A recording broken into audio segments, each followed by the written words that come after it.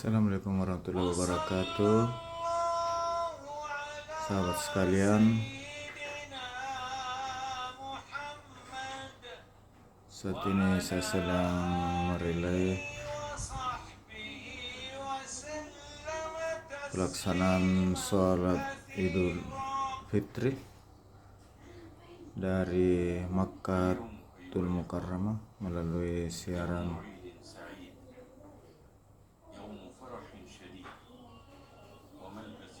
televisi langsung dari Masjidil Haram Makkatul Mukarram dengan bantuan IndiHome.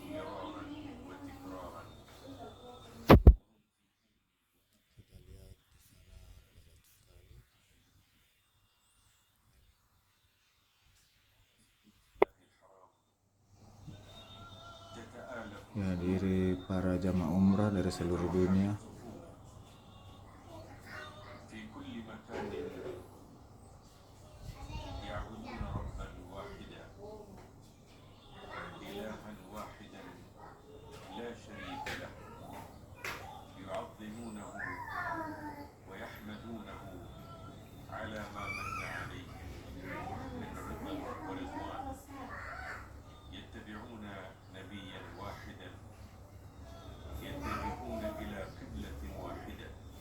Kelihatan tanpa di halaman masjid juga dipenuhi para jamaah sholat Id.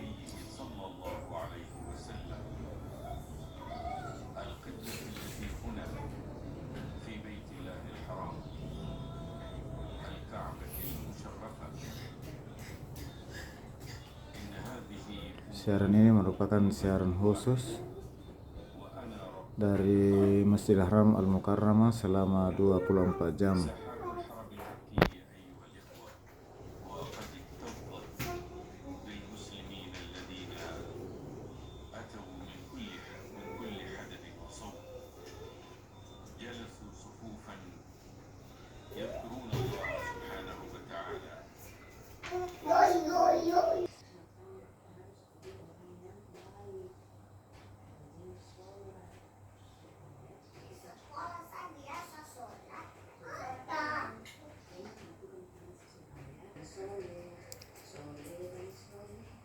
Demikianlah pelaksanaan sholat Id dari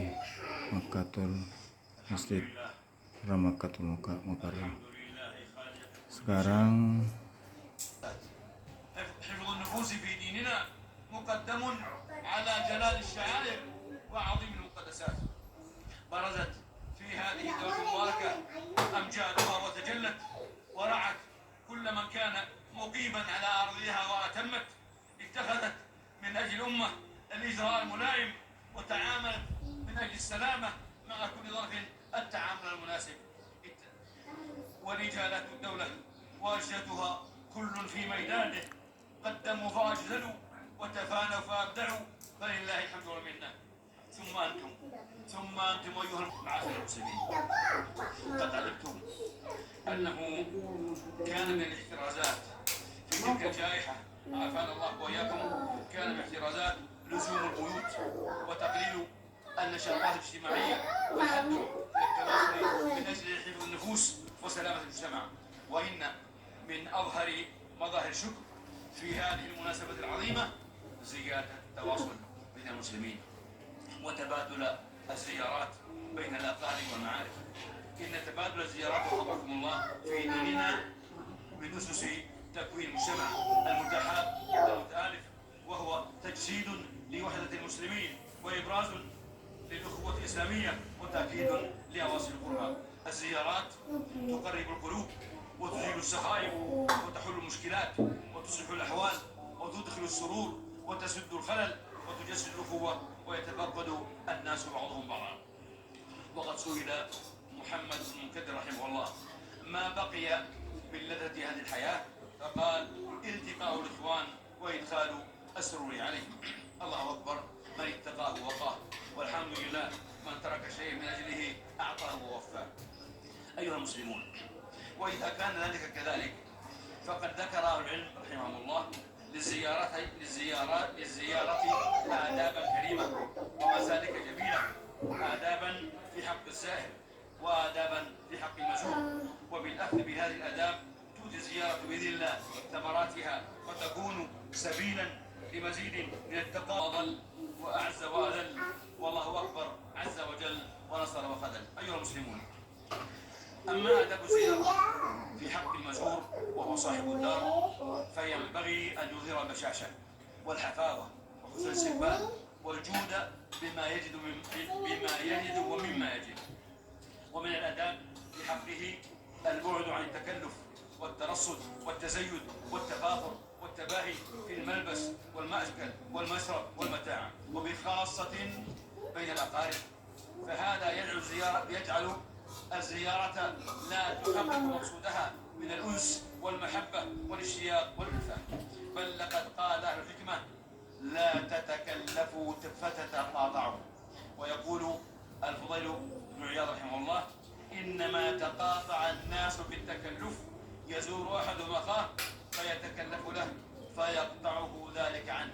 نعم حفظكم الله، لا بد من البعد عن التكلف والمباهاة والاهتمام بالمظاهر، فليس كل البيوت تستطيع مجاراة ذوي اليسار في لبس النفيس وإعداد ومد المواهب.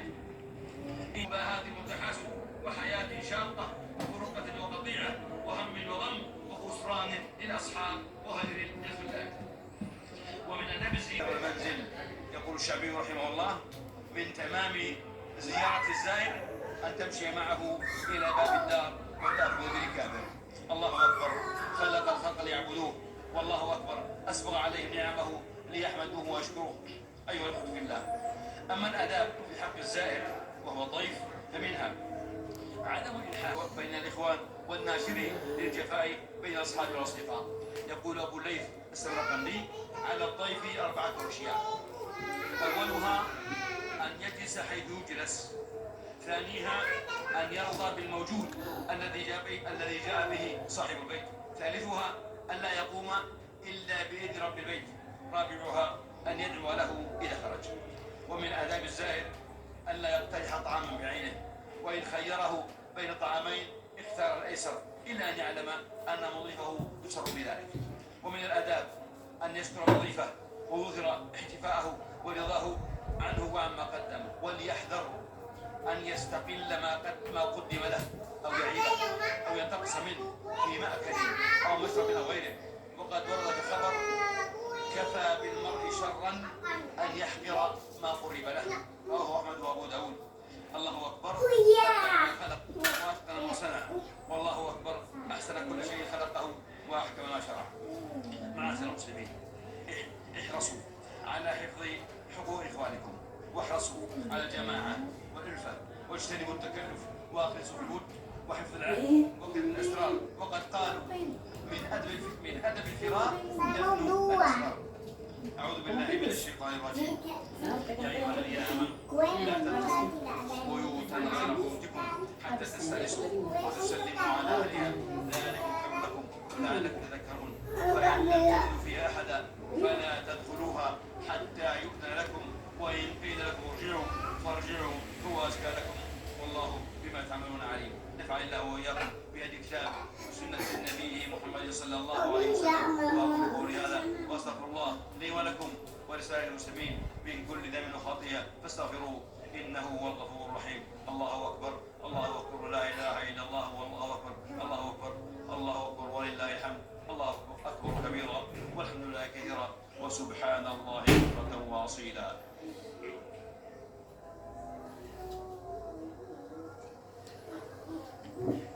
Demikianlah relay pelaksanaan sholat Id di Masjidil Haram Makkatul Munawwarah pada 1 Syawal 1443 Hijriah bertepatan dengan 2 Mei 2022 Miladiah. Alhamdulillah, حق من عبد، والله أكبر، أجود من سئل، والحمد لله أوسع من أعطى، والله أكبر، أرحم من ملك. سبحانه وبحمده، عبادته سكينة وذكره طمأنينة، مجيب لمن دعاه، قريب ممن ناداه، الخير كله بيديه والشر ليس إليه. وأشهد أن لا إله إلا الله وحده لا شريك له، الذل له عز، والافتقار إليه غنى، والاعتماد عليه قوة. وأشهد أن سيدنا ونبينا محمدا عبد الله ورسوله، رفع الله ذكره فأعلاه وأجله، في أعلى المنازل أكرمه وأحله، صلى الله وسلم وبارك عليه وعلى آله وأصحابه، كانوا على الكفار أعزة وعلى المؤمنين أذلة، والتابعين ومن تبعهم بإحسان ومن دعا إلى الله وأقام ملة وسلم تسليما كثيرا. الله أكبر كبيرا، والحمد لله كثيرا، وسبحان الله بكرة واصيلا. أما بعد، أيها المسلمون، العيد عيد العافية، لا بالتباهي والملابس الزاهية. العيد عيد الشاكرين وليس عيد أهل الفخر والمتكبرين. وخير لباس العيد لباس التسامح والصفح والسرور. أما الحاقد والحاسد فهو العاري ولو اكتسى بالغالي. الله أكبر، الانتساب لهذا الدين عز ومفخرة، والله أكبر، العيش في أكنافه أنس ومفخرة. معاشر المسلمين، لا ينبغي الاكتفاء بالتواصل من خلال أدوات التواصل المكتوبة أو المسموعة والمرئية، فهذا لا يكفي، بل إن المسلم يحتسب خطواته حين يزور أخاه أو قريبه، حين يزور أخاه أو قريبه أو صديقه وغيره. طبت وطاب مشاك وتبوأت من الجنة منزلا. واعلموا رحمكم الله أن لكل زيارة آدابها ومتطلباتها، فزيارة العرس مشاركة في الأفراح ومباسطة ومسرات، وزيارة القرابة والصداقة توثيق لأواصر المحبة والدعوة بالخير والتعلم والتعليم ونصح وإرشاد، وزيارة المريض دعاء وإعانة وتذكر وتذكير وتخفيف معاناة، وزيارة التعزية مواساة وتصوير واعتبار وتخفيف من الأحزان ودعاء وتذكير بثواب الصبر والرضا وعظم الأجر في البلاء. زيارات كريمة فيها أنس الحب ومتعة الود، زيارات ترفع الريبة وتمحو العداوة وتسترد الصديق المفارق. فهذه الزيارات الكريمة يجري بها ما يجري من أحاديث وملاحظات من غير تزوير ولا غلظة ولا جفاء ولا مبالغة ولا إسراف ولا خيلاء ولا تعالي. فيها الحشمة والوقار مع المباشرة والمداعبة في عمل الكلام، وما يكون الناس في النار من زلات اللسان تتبع العقل والسقطات. الله أكبر، تتابع علينا بره، والله أكبر، تكاثر علينا خيره. أيها المسلمون، العيد مناسبة كريمة لتصافي القلوب ومصالحة النفوس، مناسبة لغسل أدران الحقد والحسد وإزالة أسباب العداوة والبغضاء. التمسوا بهجة العيد في رضا ربكم والإقلاع عن ذنبكم والازدياد من صالح أعمالكم. بهجة العيد في رضا الوالدين وحب الإخوة وصلة الرحم وإطعام المسكين وكسوة العاري وتأمين الخائف ورفع المظلمة وكفالة اليتيم ومساعدة المريض. لقد فرح بالعيد من طابت سيرته وصدقت نيته وحسن خلقه ولان خطابه. الله أكبر، أنشأ وبرع، والله أكبر، أبدع كل شيء وذرى، له ما في السماوات وما في الأرض وما بينهما وما تحت الثرى. معاشر الأحبة، ومن مظاهر إحسانه بعد رمضان الاستدامة العبد على نفس الطعام والاستقامة وإتباع الحسنات حسنة. وقد ندبكم نبيكم محمد صلى الله عليه وسلم يكمل رمضان ب6 من شوال، فمن فعل ذلك فكأنما صام الدهر كله. تقبل الله منا ومنكم الصيام والقيام وسائر الطاعات والأعمال الصالحة. الله أكبر، ما أنعم ربنا بأفضل الخيرات، والله أكبر، ما أفاض من الآلاء والبركات. ألا صلوا وسلموا على الرحمة المهداة والنعمة المسداة نبيكم محمد رسول الله، فقد أمركم بذلك ربكم، فقال عز قائلا عليما: إن الله وملائكته يصلون على النبي يا أيها الذين آمنوا صلوا عليه وسلموا تسليما. اللهم صل وسلم وبارك على عبدك ورسولك نبينا محمد وعلى آله وأزواجه وذريته، وارض اللهم عن الخلفاء الأربعة الراشدين أبي بكر وعمر وعثمان وعلي وعن سائر الصحابة أجمعين والتابعين ومن تبعهم بإحسان إلى يوم الدين، وعنا معهم بعفوك وجودك وإحسانك يا أكرم الأكرمين. اللهم أعز الإسلام والمسلمين، اللهم أعز الإسلام والمسلمين، وأذل الشرك والمشركين، واحمي حوزة الدين، وانصر عبادك المؤمنين، واخذل الطغاة والملاحدة وسائر أعداء الملة والدين. اللهم انصر دينك وكتابك وسنة نبيك محمد صلى الله عليه وسلم وعبادك الصالحين. اللهم آمنا، اللهم آمنا في أوطاننا، وأصلح أئمتنا ولاة أمورنا، واجعل ولايتنا في من خافك واتقاك واتبع رضاك يا رب العالمين.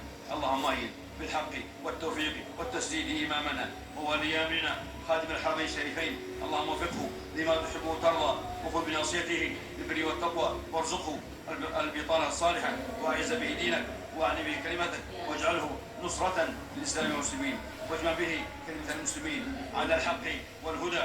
اللهم وفقه وولي عهده وإخوانه وأعوانه للحق والهدى وكل ما فيه صلاح العباد والبلاد. اللهم وفق ولاة أمور المسلمين بالعمل بكتابك وبسنة نبيك محمد صلى الله عليه وسلم، واجعلهم رحمة لعبادك المؤمنين، واجمع كلمتهم على الحق والهدى يا رب العالمين. اللهم عليك بالصعيد المحتلين فإنهم لا يعجزونك، اللهم وازن بهم بأسك الذي لا يرد عن القوم المجرمين. اللهم إنا ندرو بك في نحورهم ونعوذ بك من شرورهم. اللهم احفظنا من شر الأشرار وكيد الفجار وشر طوارئ الليل والنهار. اللهم وفقنا للتوبة والإنابة، وافتح لنا أبواب القبول والإجابة. اللهم تقبل طاعاتنا ودعاءنا، وأصلح أعمالنا، وكفر عنا سيئاتنا، وتب علينا وارحمنا، واغفر لنا يا أرحم الراحمين. ربنا آتنا في الدنيا حسنة وفي الآخرة حسنة وقنا عذاب النار. سبحان ربك رب العزة عما يصفون، وسلام على المرسلين، والحمد لله رب العالمين. الله أكبر، الله أكبر، لا إله إلا الله، والله أكبر، الله أكبر ولله الحمد، الله أكبر كبيرا والحمد لله كثيرا، وسبحان الله بكرة وصيلة. وصلى الله وسلم وبارك على سيدنا محمد وعلى آله وأصحابه وسلم تسليما كثيرا. Allahu Akbar, Allahu Akbar, Allahu Akbar. Taqabbalallahu minna wa minkum. Atas kesempatan dan waktu yang teman-teman sahabat sekalian gunakan untuk nonton video ini, saya ucapkan banyak terima kasih. Wassalamualaikum warahmatullahi wabarakatuh.